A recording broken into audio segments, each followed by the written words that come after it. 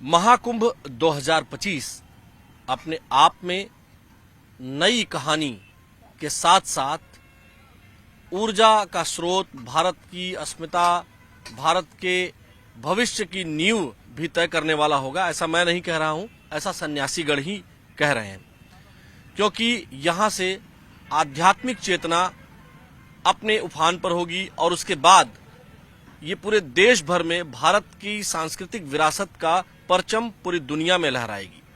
और इस क्रम में ही महिला सन्यासियों का भी अपना महत्वपूर्ण योगदान है।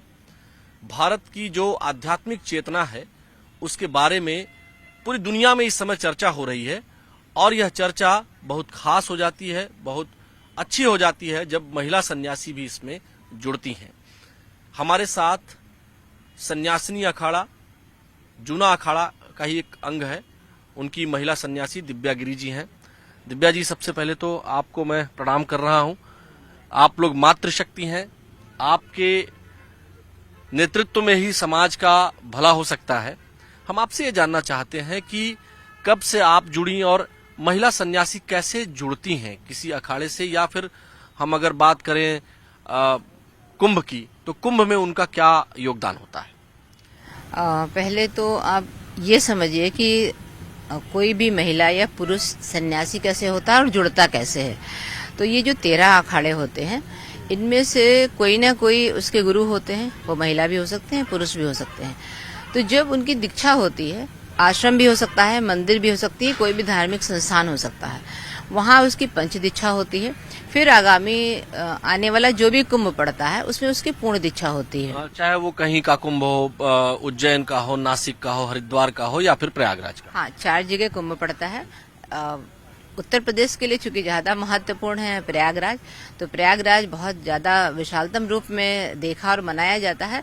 उसके बाद में हरिद्वार का, उसके बाद नासिक, और उसके बाद हम लोग एक जो दीक्षा का एक क्रम है, अगर मान ली बाई चांस कहीं से कुंभ छूट जाता है तो काशी में भी हो सकता है। काशी चूंकि अगर मान लीजिए चारों जगह स्थानों में कुंभ में अगर दीक्षा नहीं हो पाई तो काशी में वह दीक्षा पूर्ण हो जाती है। हाँ, दीक्षा पूर्ण हो जाएगी। मगर जो प्राथमिक दीक्षा है, जैसे पहले संन्यास के पहले जब आप आश्रम व्यवस्था में सेवा कर रहे होते हैं, पंच दीक्षा होती है, तो उसको अवधूत या महापुरुष या अवधूतानी कहते हैं। उसके बाद जब उसकी पंच दीक्षा हो जाती है और कुंभ की हो जाएगी तो पूर्ण मानी जाती है, तब वो मेहनत लगा सकता है। जैसे एक हम लोगों के अंदर एक जैसे कुछ क्लास पास आउट होते हैं तो उसे मार्कशीट मिलती है, तो ऐसे ही हम लोगों में एक मोहर छाप चलती है। तो उसमें जब आपका नाम कुंभ के संस्कार के बाद लिखा जाता है तो मेहनत ही लिखा जाएगा। फिर आपकी योग्यता, आपकी शैक्षिक योग्यता या अन्य जो भी आपके पास में आध्यात्मिक धरोहर है, उसके अनुसार फिर वो श्री महंत हो सकते हैं। और आजकल तो बहुत ज्यादा ट्रेंड में महिलाएं हैं तो मंडलेश्वर हो जाती हैं। और मुझे लगता है ज्यादा दिन तक वो दूरी नहीं है, महिला शंकराचार्य भी हो जाएंगी। आप निश्चित तौर पर जिस तरह से आप लोग प्रयास कर रही हैं और जिस तरह से महिलाएं अध्यात्म की तरफ बढ़ रही हैं, आध्यात्मिक चेतना का जिस तरह से विकास हो रहा है, निश्चित तौर पर वह दिन दूर नहीं है जब महिलाएं महामंडलेश्वर और उसके बाद आदि गुरु शंकराचार्य की परंपरा जो है पीठों के शंकराचार्य के रूप में भी आएंगी। आप कहाँ से संबंध रखती हैं, कहाँ से आती हैं? जी, मेरा नाम दिव्या गिरी है। मैं श्री मन कामेश्वर महादेव मंदिर पड़ता है जो कि लखनऊ में स्थित है। मैं उसकी व्यवस्थाओं में। लखनऊ से आप यहाँ कब आई, क्या व्यवस्थाएं यहाँ है और आप लोग कैसे यहाँ रह रही हैं? जी, जैसे श्री पंचदशाम जुना के चूंकि ये गवर्न करता है सन्यासी अखाड़ा, तो सारा कुछ तो खैर वही लोग मैनेज करते हैं। एक व्यवस्था के रूप में हम लोगों को व्यवस्था दे लेते हैं। जैसे हर कुंभ में एक विशिष्ट व्यक्ति को, वो कहीं से भी हो सकता है, जैसे रत्नगिरी जी हैं, आप हरिद्वार से हैं, आप भी बाराबंकी से, अन्य अन्य जगहों से सारी महिलाएं हमारी उपस्थित हैं। तो वो एक जिम्मेदारी के तौर पे, जैसे इस बार की जिम्मेदारी हम लोगों को दे रखा है कि आप सन्यासी अखाड़े के अध्यक्ष हैं, तो ऐसे ही हर कुंभ में चेंज हो जाएंगे अध्यक्ष। अच्छा, मतलब ये एक कहे कि रोटेशन है कि इस बार आप जो है सन्यासिनी अखाड़ा की अध्यक्ष हैं। जी जी, ऐसे ही रोटेशन क्रम में हर कुंभ में चेंज हो जाता है। तो मात्र वैसे तो यहाँ पे ऐसी कोई जो दीक्षा की प्रणाली है वो अंदर में नहीं होती है, वो सारा जूने अखाड़े में होती है। बस एक व्यवस्था को देखते हुए एक व्यक्ति की जिम्मेदारी पे लगाया जाता है और वो उस कुंभ को पूर्ण रूपेण से उस जिम्मेदारी का निर्वहन करता है। अगर हम बात करें जैसे कि लोकतंत्र की बहुत चर्चा होती है कि लोकतंत्र अभी चलने वाली परिपाटियों में सबसे बेहतर गवर्निंग परिपाटी है जिसमें सरकार चलती है। तो यहाँ लोकतांत्रिक व्यवस्था पहले से ही कायम है कि जो इस बार अध्यक्ष बनेगा वो अगली बार नहीं होगा, कोई और होगा, या जिसको निश्चित किया जाएगा ये रोटेशन चलता रहे। एक लोकतांत्रिक प्रक्रिया है। हाँ, लोकतांत्रिक है और इसमें सबकी सहभागिता है। जैसे हमारा लखनऊ से कम दूरी पे पड़ता है प्रयागराज, तो हम ज्यादा मैनेज कर सकते हैं उसको, तो वो हमारी व्यवस्था में है। अन्य जैसे आप हरिद्वार से हैं तो आप हरिद्वार का होगा तो वो ये श्री पंचदशधाम जूना अखाड़ा है वो नियुक्त कर देता है किसको कहाँ की जिम्मेदारी देना है और वो उसको अध्यक्ष के रूप में वहाँ पे नियुक्ति दे देता है। महाराज जी, अगर हम ये बात करें कि महिला सन्यासियों की जो संख्या है दिन प्रतिदिन आपको क्या लग रहा है बढ़ती जा रही है, और सन्यास जो एक अपने आप में आध्यात्मिक चेतना का उच्चतम शिखर होता है इसके तरफ भी महिलाएं बढ़ रही हैं, इसके लिए आप क्या कहना चाहेंगी? जो तमाम गृहस्थ महिलाएं हैं वह गृहस्थ जीवन में रहते हुए कैसे सन्यासिक परंपरा के जो अवयव होते हैं उनको धारण कर सकती हैं, समाज को कैसे आगे ले जाने की बात कर सकती हैं? ऐसे तो महिलाएं बहुत आजकल आगे हैं, पायलट हैं, डॉक्टर हैं, इंजीनियर हैं, कोई ऐसा क्षेत्र नहीं है जहां अब महिलाएं नहीं हैं, लेकिन आध्यात्मिक चेतना के स्तर पर घर में रहते हुए क्या कर सकती हैं महिलाएं?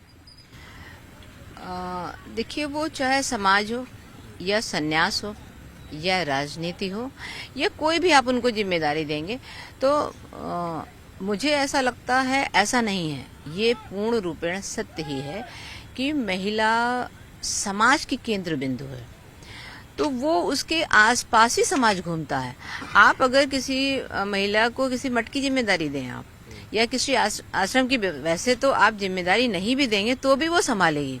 अगर कोई पुरुष उसका उनके गुरुदेव हैं तो वो तो मात्र बैठेंगे ही ना अपने स्थल पे, जो महिला होगी वही तो आसपास घूमेगी, वही सारी व्यवस्था करेगी। तो जब आप उसको बैठाल देंगे तो भी वो व्यवस्था करेगी। तो जैसे आप इसको अपने गृहस्थ में समझिए, अगर आपके वहाँ आपकी पत्नी, बहन, बेटियां अगर कोई कामकाजी हैं तो वो पहले कार्य करके आएंगी, बाहर से ऑफिस से कार्य करके आएंगी ना, उसके बावजूद भी उनको किचन संभालना है, उनको अन्य व्यवस्थाएं संभालनी है। ऐसे ही हम लोगों को भले ही कितनी बड़ी जिम्मेदारी दे दी जाए, भले ही कितने उच्चतम शिखर पे पहुंचा दिया जाए, किसी पद पे बैठा दिया जाए, हम लोगों को दोनों ही कार्य देखने पड़ते हैं, पूरी व्यवस्था में रहना पड़ता है। तो मुझे लगता है जितना अच्छा महिला सन्यासी किसी पद को विभूषित कर सकती है, उसके कार्यों को कर सकती है, उतना पुरुष कम कर पाएगा, क्योंकि उसके 3 से 4 कारण हैं। एक तो आप जब कार्य करेंगे ना तो आप एक पे फोकस करते हैं। जैसे आप मीडिया देखेंगे तो आपको लगता है नहीं बस हमें वाइट करना है। अगर महिला आपकी जगह वाइट कर रही होती तो आपके आसपास भी देखते मुझे आपके बाद क्या करना है, इसके बाद क्या करना है, इनसे क्या कहना है, तो वो एक टाइम में कई कार्य कर लेती है। वैसे ही अगर आपको किसी पद पे वो आप उनको रख भी देंगे ना तो वो वहां रहते रहते भी 3-4 कार्य कर लेती हैं। तो जितना वो अच्छा आपको कार्य करके देंगे, मुझे नहीं लगता है कि कोई व्यक्ति उस जगह पे कर लेगा। हाँ, श्री पंचदशधाम जूना अखाड़े की ये बड़ी खूबी है कि वो हर एक कुंभ में एक नया कार्य करता है। जैसे पिछले कुंभ में उसने किन्नर अखाड़े को शामिल किया, तो अब हम लोगों के समकक्ष, हम लोगों के साथ में किन्नरे भी हैं, वो भी जो एक समाज में एक बहुत वैसा वर्ग हम कहते हैं जिनको हम उपेक्षित थी, तो उस उपेक्षा के कारण भी अब वो बहुत उनको हर्षोल्लास होता है, हम लोगों के साथ रह के अच्छा महसूस करते हैं। अब तो हर सन्यासिनी किन्नर को भी अपनी दीक्षा देती है, तो सब लोग को साथ में लेके चलने का जो ये प्रावधान है, मुझे लगता है ये श्री पंचदशधाम जूना के अलावा और किसी भी अखाड़े में उतनी प्रमुखता के साथ नहीं किया जाता है। श्री पंचदशनाम जूना अखाड़ा अपने आप में बहुत ही अनूठा है। कुछ न कुछ, जैसा आपने बताया कि हर कुंभ में कुछ नया करते हैं, कुछ नयापन आता है, और एक जो रूढ़िवादिता करने की बात होती है वो जूना अखाड़े में नहीं है, ऐसा आप कह रही हैं। ऐसा उनके कार्यों से परिलक्षित भी होता है। हम आपसे ये जानना चाहेंगे कि सरकार के स्तर पर जैसे जूना अखाड़ा बहुत कुछ परिवर्तित करता रहता है, कुछ नयापन लाने की कोशिश करता है, पुराने को समेटते हुए नया कुछ करने का प्रयास करता है। तो जो ये महाकुंभ 2025 है, इसमें सरकार की तैयारियों को आप कैसे देख रही हैं? क्योंकि आप यहाँ आई हैं, तो आप कैसा महसूस कर रही हैं कि चाहे हरिद्वार का कुंभ हो, चाहे उज्जैन का कुंभ हो, या फिर जहां भी कहीं कुंभ होता है, 4 जगहों पर जो होता है, हरिद्वार, उज्जैन, नासिक, प्रयागराज, और ये तीर्थराज प्रयागराज है, यानी सभी तीर्थों का राजा है, और महाकुंभ यहीं पर विस्तार पाता है, यहीं पर त्रिवेणी है और कहीं त्रिवेणी नहीं है। गंगा, यमुना, सरस्वती अगर कहीं माना जाता है तो वो यहीं है, और यहां विस्तार भी पा रहा है। तो सरकार की नीतियों का विस्तार कितना है? मुझे लगता है वो तो पूर्ण रूपेण कोशिश कर रहे हैं इसको विस्तृत करने का, तभी शायद उन्होंने पिछले कुंभ में पहले उन्होंने दिव्य कुंभ रखा था, फिर भव कुंभ रखा, फिर इस बार डिजिटल कुंभ बना दिया। तो कहने का तात्पर्य यह है कि वो चाहते हैं कि लोग डिजिटली पूरे वर्ल्ड में इस कुंभ का प्रचार प्रसार हो। हाँ, ये थोड़ा सा प्रकृति की गोद में जो हुआ है वो हुआ, क्योंकि हम लोग ने जब धर्म ध्वजा रखी थी उसके पहले ही 1 या 2 महीने का डिले जो हुआ वो कटान के कारण हुआ।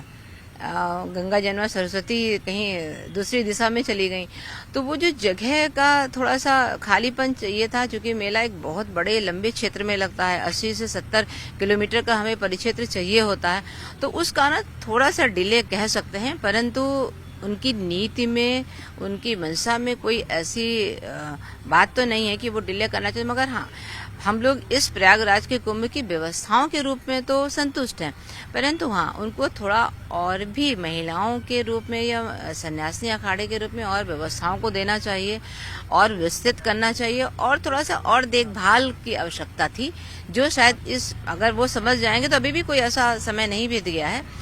चूंकि महिलाएं हैं, अपने मठ को छोड़ के आते हैं, अपने जगहों को वो छोड़ के धूल मिट्टी में महीना 1.5 महीना रहना, तो उस रूप में थोड़ी सी व्यवस्था को लेके थोड़ा सा न्यूनता रहती है। थोड़ी सी न्यूनता है, और सरकार के स्तर पर आपका कहना है कि अभी भी कोई बहुत देरी नहीं हुई है। आपने डिजिटल की बात की, पहले दिव्य था, फिर भव्य हुआ, और अब डिजिटल कुंभ, दिव्य, भव्य और डिजिटल कुंभ। तो न्यूज 18 नेटवर्क न्यूज 18 कुंभ के नाम से dedicated YouTube channel news 18 network ने लॉन्च किया है, जिसमें केवल कुंभ की चर्चा होगी, कुंभ से जुड़े हर एक पहलू की चर्चा होगी। क्या कहेंगे आप?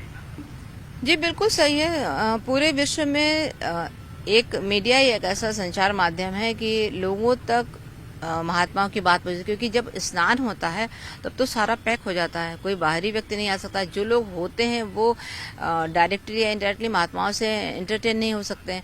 तो बेहतर तरीका है कि हम लोग मीडिया के माध्यम से, आपके द्वारा, अन्य जो माध्यम है, न्यूज़पेपर कहें या चैनल्स के माध्यम से लोगों तक ये बात पहुंचती है, वो इसके दर्शन कर सकते हैं। क्योंकि जो प्रशासन में है वो कुछ लोग ही महात्माओं के साथ में स्नान या उसका आनंद लेते हैं। एक ऐसा माध्यम है जो आप 1 to 1 विद इन सेकेंड में उन चीजों को बाहर पहुंचा पाते हैं पब्लिक तक।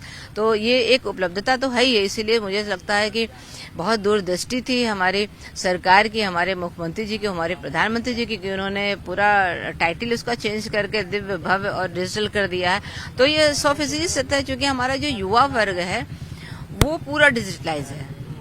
वो अगर कुछ पढ़ना भी चाहता है तो मोबाइल चाहिए, कोई न्यूज़ भी देखना है तो मोबाइल चाहिए, तो वो 1 सेकंड के अंदर सब कुछ कहना, देखना और बताना चाहता है। तो ये अच्छा माध्यम, और इस माध्यम से मुझे लगता है और सन्यासिनियों की, महिला सन्यासियों की, नागाओं की संख्या और आगे में आने वाले समय में बढ़ेगी, क्योंकि व्यक्ति थोड़ा सा प्रभावित होता है संतों से, और जो अभी तक समाज से कटाव हुआ करता था ये वर्ग अब जुड़ता है, मात्र एक कारण है, मीडिया।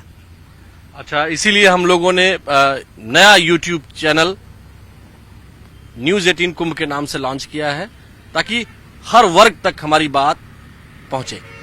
बहुत बहुत धन्यवाद हमसे बात करने के लिए, सादर प्रणाम आपको। ओम नमो नारायण, ढेर सी शुभकामनाएं आपके नए यूट्यूब चैनल के लिए। और मेरी कोशिश ये रहेगी कि जो नया युवा वर्ग है, जो सन्यासिनियों से या किन्नरों से थोड़ा सा कटता है, ये दूर से ही देख के, तो वो पास आते हैं, वो जानना चाहते हैं, वो थोड़ा सा मैथमेटिकली भी उनको चाहिए, वो थोड़ा सा तर्क कुतर्क भी करते हैं, वितर्क भी करते हैं। तो ये अच्छी बात है, वो जानने की कोशिश करते हैं कि संत परंपरा क्या है, संत है कैसे, और बहुत लोग तो बनना भी चाहते हैं। तो ये ढेर से इस मीडिया का ही एक ऐसा हम लोग प्रचार माध्यम समझ सकते हैं कि वो हम लोग से डायरेक्ट कनेक्ट हो सकते हैं। ढेर से शुभकामनाएं, ढेर सारा आशीर्वाद। आप सभी संतों को सादर प्रणाम, चरण स्पर्श। आप लोगों ने हमें समय दिया। देखिए, न्यूज 18 कुंभ के जरिए हम आपको ये दिखाने का प्रयास कर रहे हैं कि यह कुंभ आध्यात्म, चेतना, सांस्कृतिक विरासत का एक अनूठा संवाद का केंद्र है। यहाँ आप वाद विवाद नहीं, संवाद स्थापित करेंगे और यह संवाद हमारे राष्ट्र की उन्नति में बहुत काम आने वाला है। कैमरामैन नरेश सैनी के साथ आलोक शुक्ल, न्यूज 18 प्रयागराज।